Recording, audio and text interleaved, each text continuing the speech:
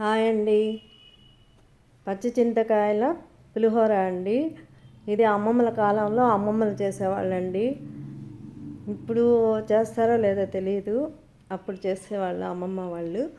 ఈ చింతకాయల్ని కడిగి ఆరబెట్టుకొని ఆ బెరడు గింజలు తీసేసి చిన్న చిన్న ముక్కలుగా చేసుకుని పక్కన పెట్టుకోవాలి. తర్వాత వేరుశనగపప్పు వేపి పక్కన పెట్టుకోవాలి. మరో బాండట్లో ఆయిల్ తీసుకొని ఆవాలు, జీలకర్ర,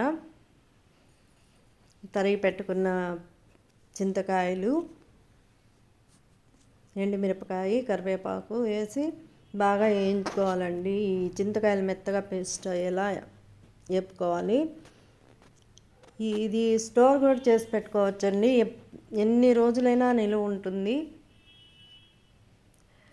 మనకి అన్నం మిగిలిన, ఎక్కడికన్నా వెళ్ళాలన్నా హడావడి లేకుండా ఇది కలుపుకోవచ్చండి. పులిహోర కలుపుకొని ఉపయోగించుకోవచ్చు పులిహోర ఈ పేస్ట్ని. చాలా టేస్ట్గా బాగుంటుంది, మీరు ట్రై చేయండి. చాలా సింపుల్, ఈజీ అండి. మనం నిమ్మకాయ పులిహోర, చింతపండు పులిహోర ఎలా చేసుకుంటామో అలాగేనండి. చాలా చాలా బాగుంటుంది, పిల్లలు కూడా ఇష్టంగా తింటారు. ఓకేనా?